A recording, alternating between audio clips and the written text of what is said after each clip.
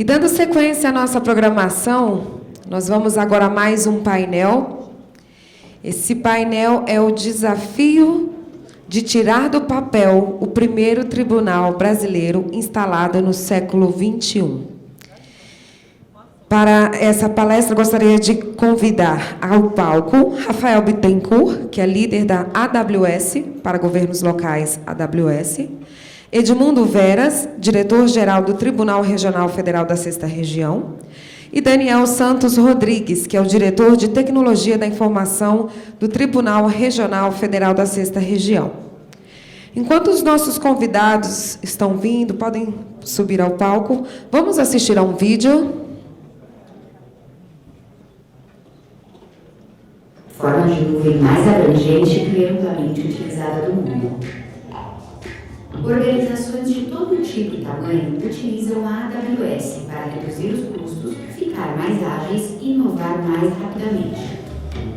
A AWS fornece serviços tecnológicos sob demanda através da internet, com pagamento conforme o seu consumo. A AWS oferece mais serviços e mais funcionalidades do que qualquer outro fornecedor de nuvem. Isso faz com que ela seja mais rápida e fácil e tenha um melhor custo-benefício para migrar as suas aplicações para a nuvem e para criar qualquer coisa que possa imaginar. Com a maior comunidade de clientes em todos os setores de mercado, a AWS tem uma experiência incomparável e uma expertise em que você pode confiar para as suas aplicações mais importantes nos mais diversos e imagináveis tipos de uso.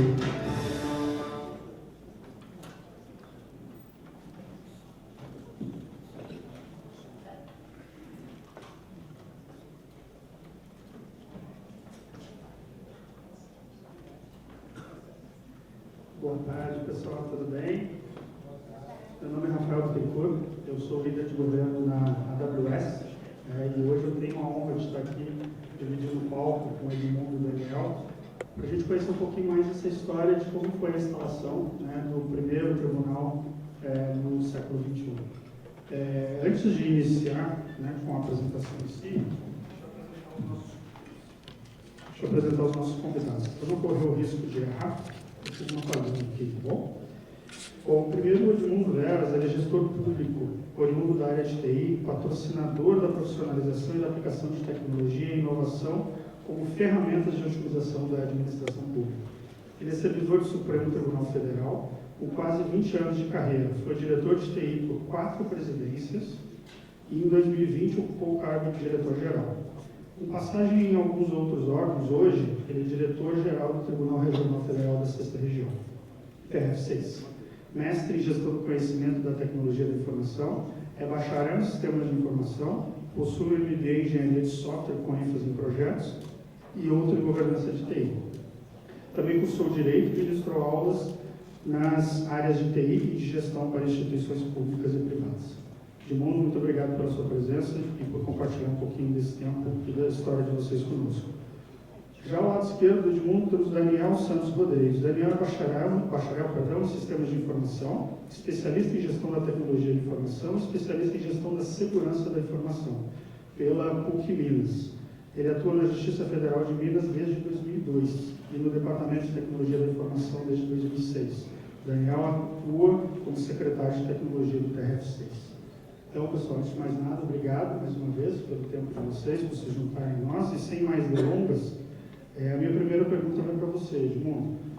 Você que tem uma experiência de mais de 20 anos em justiça, viveu algumas transformações, a mudança do papel para o digital, audiências eletrônicas, por vídeo. Como foi essa experiência de viver a instalação e orquestrar a instalação de um tribunal novo como o TRF6?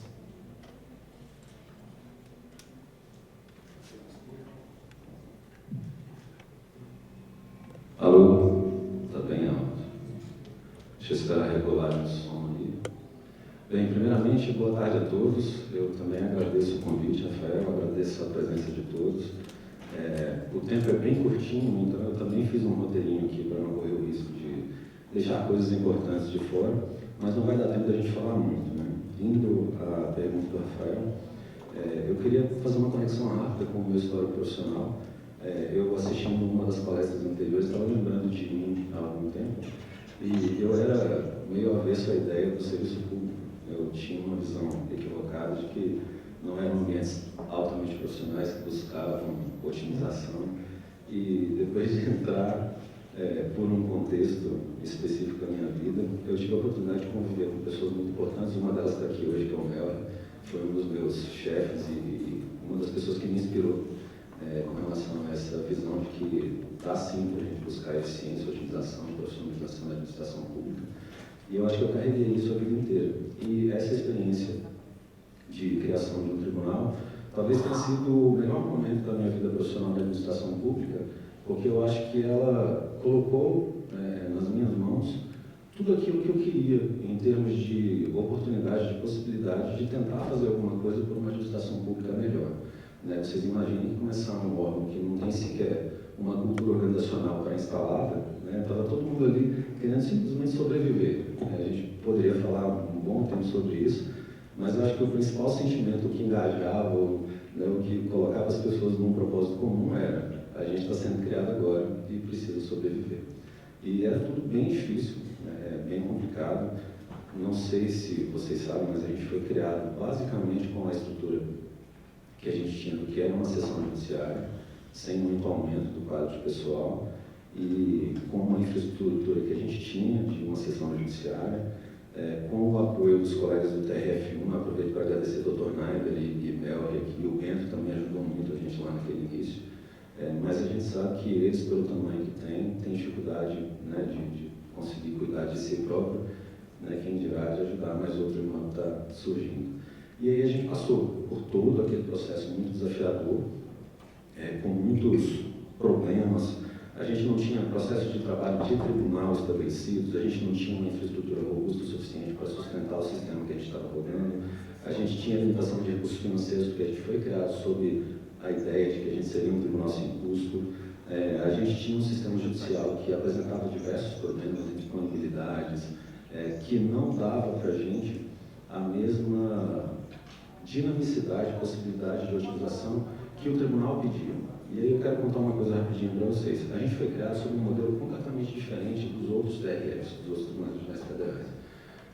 Diferentemente dos outros tribunais, eu até peguei o organograma do TRF da Quinta ali para dar uma olhada, que nos outros tribunais a gente tem a área principal dentro do tribunal. Então você tem uma TI, você tem um RH, você tem uma área de administração e você tem pequenas estruturas em cada seção judiciária. Nós lá não temos isso.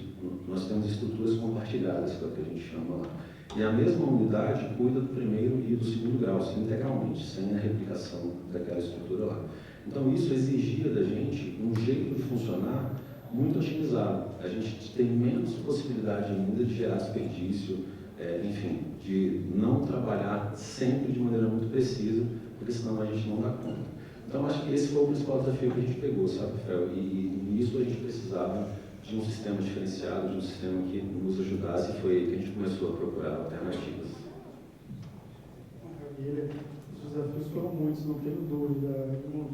E, Daniel, a gente, conversando com as pessoas, sabe que o dia a dia de uma sessão judiciária é muito intenso, mas eu imagino que seja bem diferente do dia a dia da operação de um tribunal. Conta um pouquinho para a gente como foi a sua experiência nessa criação e essa transição da sessão para o tribunal. Boa tarde a todos. Primeiro, Rafael, obrigado pela oportunidade.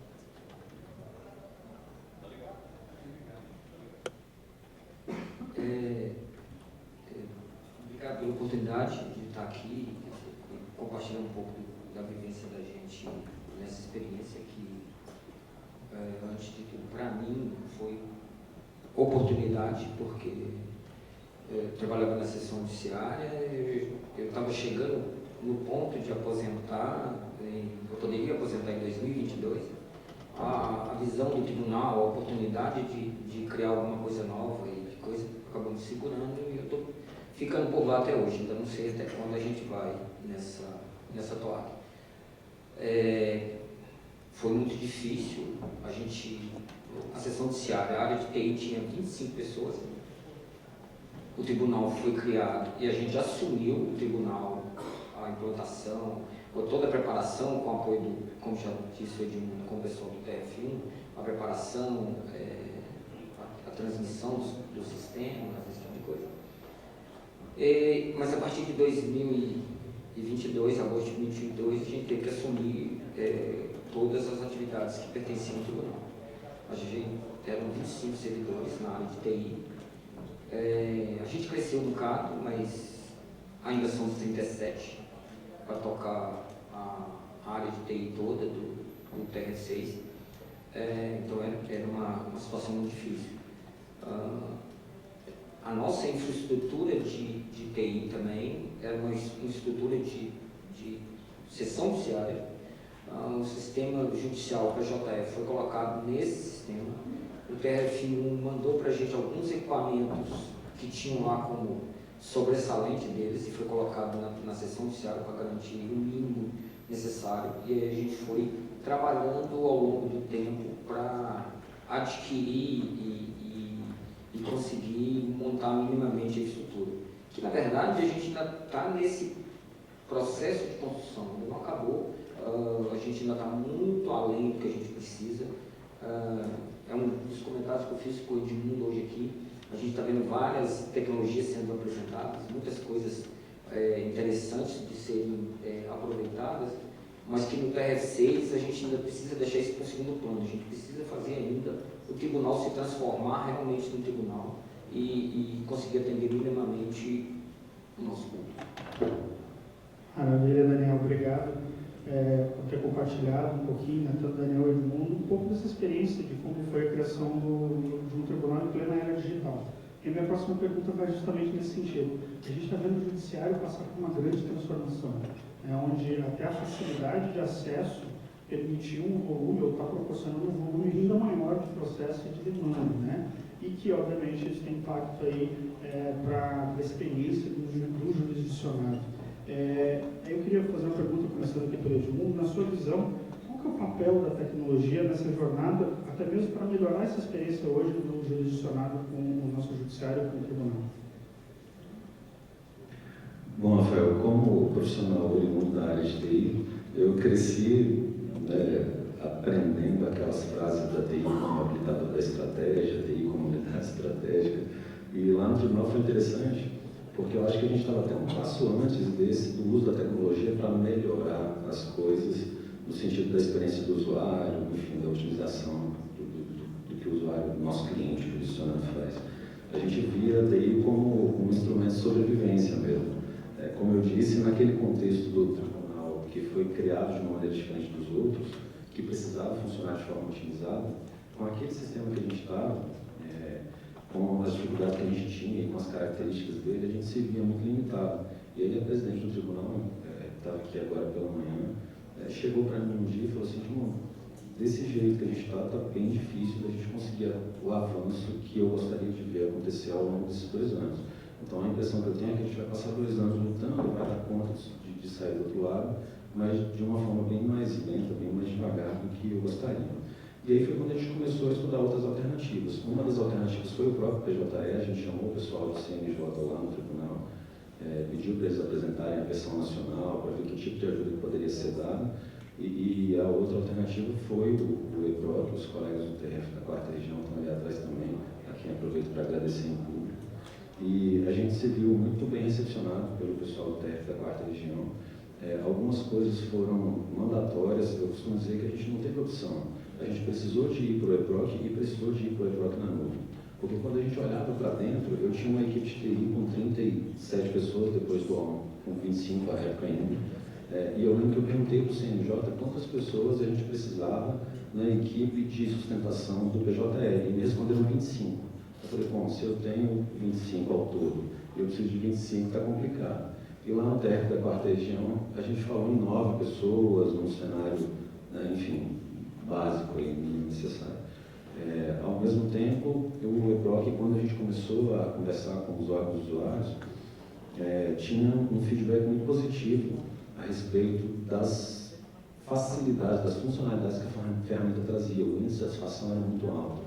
E quando a gente olhava para a nossa necessidade de funcionar de maneira otimizada, quando a gente olhava para a nossa equipe de TI extremamente enxuta, e quando a gente viu a possibilidade de apoio do TRF da 4ª Região, demonstrou que poderia ser dado, eu costumo dizer que a gente não teve opção, a gente precisou de ir para aquilo. E aí, ao mesmo tempo, a gente sentou com os colegas técnicos da quarta região. Eu lembro que a primeira vez que a gente falou em nuvem, ela foi um tanto assustadora, assim, porque a gente não estava esperando por isso. Mas a gente também não tinha opção. Vocês imaginem que numa gestão de 2 anos, a gente estava em dezembro, na época dessa conversa, dezembro de 2022. Então já tinham rodado uns 3 anos, uns 3 meses de gestão. Se a gente fosse especificar equipamento, adquirir, passar por todo um processo licitatório, esperar chegar, né, muitas das coisas são importadas, fazer instalação, provisionamento disso no ambiente, para depois iniciar a implantação, a gestão ia ter acabado. Todos nós aqui estamos nesse métier há bastante tempo e sabemos que não daria tempo. Né? E aí foi quando a gente foi para o mercado buscar alguns parceiros, surgiu a AWS, foi extremamente aberta a ideia de, né, tentar com a gente um projeto piloto sem qualquer compromisso futuro de que houvesse uma contratação. E aí, juntando esses atores todos, é o que foi falado na apresentação anterior aqui, eu acho que, sabe, com um propósito comum e a gente se engajou ali. E a frase mais marcante que eu ouvi foi da equipe do Daniel, um dia que eu liguei para ele, e ele falou o seguinte: mano, acabei de ouvir da galera aqui na TI o seguinte, não sabendo que era impossível, foi lá e fez. Eu acho que essa é a frase que resume o que a gente viveu nesse projeto. A gente, de dezembro de 2022, quando isso foi aventado, até outubro de 2023, ou seja, a gente não está falando de um ano, a gente saiu de um cenário onde a gente sabia que precisava de trocar de sistema, mas ainda não tinha decidido qual, para todo um processo de busca de autorização da administração do Poder Judiciário. Eu fui pessoalmente para o presidente do TRF6, baixar com a lista rosa, para ver se a gente tinha autorização para conseguir fazer a substituição, de fechamento de acordo de cooperação com o TRF da 4ª região, discussão a respeito da possibilidade de adoção do sistema em ambiente de nuvem, negociação com a AWS para a realização do projeto piloto, especificação digital, licitação, contratação de nuvem, provisionamento de ambiente, instalação, e em 2 de outubro de 2023, salvo engano, a gente liberou o EPROC em produção, e até dezembro, acho que 12 de dezembro, 13 de dezembro, a gente tinha o sistema implantado em todas as subseções judiciárias do tribunal. Então, assim, eu acho que isso por si só já demonstra a diferença que é você trabalhar com nuvem em termos de agilidade, de velocidade de provisionamento de ambiente. Enfim, a gente teria muitos outros assuntos para conversar, mas como o tempo é curtinho, eu vou segurando a fala por aqui também. Fantástico, Edmundo. Obrigado. Acho que você conseguiu resumir muito bem, né? Eu até conversava com o Daniel antes. Daniel, vocês precisam contar essa história. E agora você fez uma linha do tempo que parece que você está falando de 3, 4 anos, né? Dentro da realidade que seria normal de uma organização. Seja ela público-privada. E vocês fizeram isso em 12 meses. Então, incrível, parabéns ao time. Eu queria que o Daniel complementasse, né, Daniel, na sua visão, qual foi o papel da tecnologia, especificamente, né, complementasse aqui a visão do Edmundo em relação à nuvem. Como que a nuvem ajudou vocês nessa transição tão rápida? Primeira coisa, quando a gente começou a estudar a solução de nuvem, a primeira motivação não foi nenhuma das motivações que normalmente levam as pessoas a estudar a nuvem. Normalmente a gente quer flexibilidade, facilidade de troca de ambiente, esse tipo de coisa. O que levou a gente a estudar a nuvem é a falta de nossa infraestrutura de TI interna. A gente não tinha outra opção, na verdade. Como o Edmundo disse, o DRF4 ficou meio assustado no dia que a gente chegou para eles e falou assim, a gente até está interessado no EPROC, mas não dá para fazer on-premise igual vocês fazem. A gente vai ter que ir para uma nuvem. Inicialmente eles achavam que não dá, não é possível e tal. Mas como a gente não tinha opção, teve que estudar e conversar, e assim, foi algumas reuniões para todo mundo entender o que a gente precisava, e a gente utiliza nuvem hoje praticamente como IaaS, não usa muito pouco serviço gerenciado, exatamente porque para garantir o sucesso do projeto, porque a gente vinha do TRF4 com o ambiente on-premise, que é o que eles dominavam mais. Então a gente seguiu nesse sentido. Só depois, durante os estudos que a gente foi conhecendo e agora durante a maturidade que a minha equipe está alcançando no uso de nuvem, é que a gente percebe as outras facilidades, as outras valores que a gente pode agregar na utilização de nuvem. Mas isso foi bem motivador também, né? Porque, na verdade, a inovação, a diferença, então assim, a gente ainda estuda muita coisa, ainda está em processo de evolução para a utilização de nuvem. Mas não tenho dúvida nenhuma, se não fosse a adesão à nuvem, a gente não teria tido sucesso com o que a gente precisava fazer. Fantástico, eu acho que você colocou muito bem aqui um ponto que nuvem é uma jornada.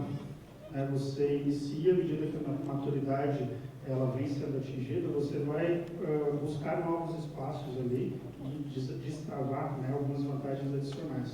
Mas é fantástico. Obrigado, Daniel. Eu tinha várias outras perguntas, mas o tempo aqui não nos permite aprofundar mais. Eu queria pedir aqui para o Edmundo e para o Daniel, né, que compartilhem suas palavras finais, né, de uma forma mais breve. O que a gente pode esperar do TRF6, né, nos próximos, não vou falar em anos, porque a unidade de medida de vocês é meses, né? Então, por gentileza. Eu vou só aproveitar para citar os nomes que eu acho justo. Os colegas Marlon e Christian, do TEC da 4ª Região, e o Dr. Picarelli. A abertura que eles tiveram para estudar possibilidades, para encarar os desafios conosco, eu acho que merece louvor. Então, fica aí o registro dos nomes de vocês em público. E te respondendo, eu acho que, como o Daniel colocou muito bem, a gente está vivendo uma jornada.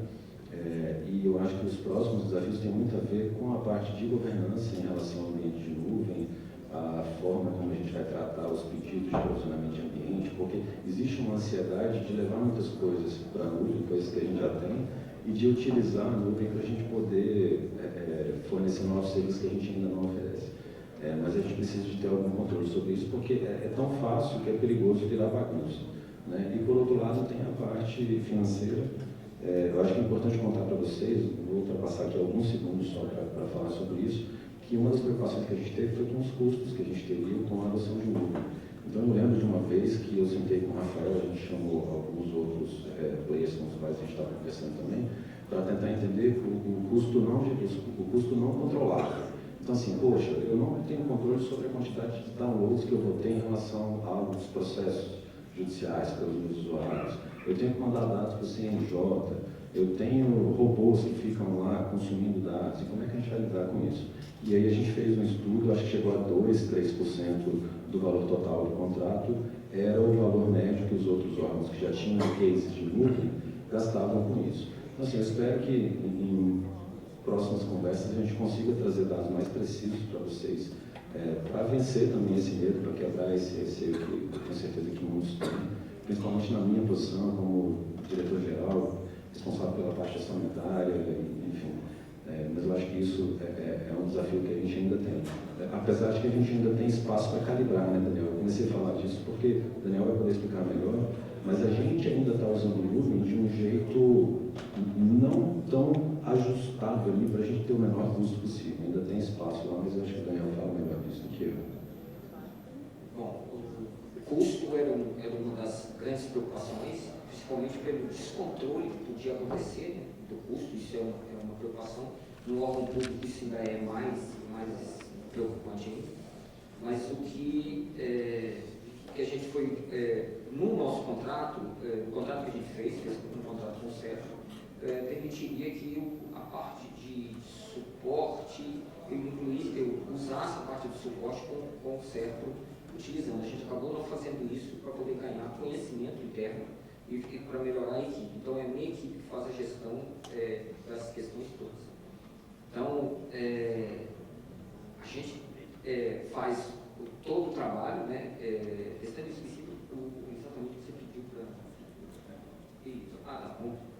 Aí, assim, o nosso futuro a parte de construção, de aumento, a gente tem estudado bastante, botado a equipe trabalhando com as ferramentas, no caso da AWS tem, mas todos os provedores têm, de monitoramento, desse tipo de coisa, para poder ganhar experiência e controlar melhor esses custos.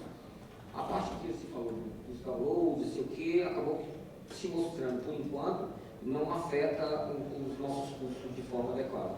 O que a gente percebe é exatamente a nossa construção de um ambiente que tem bastante impacto e precisa ser monitorado com cuidado. Fantástico, eu agradeço mais uma vez Edmundo, Daniel, por separar o tempo para contar essa história. Eu já conhecia a história, mas sempre que eu escuto tem um detalhe a mais, eu aprendo alguma coisa. Então, obrigado. Eu tenho certeza que a gente ainda vai ouvir falar muita coisa boa vindo da RF6. Parabéns a todos, obrigado mais uma vez.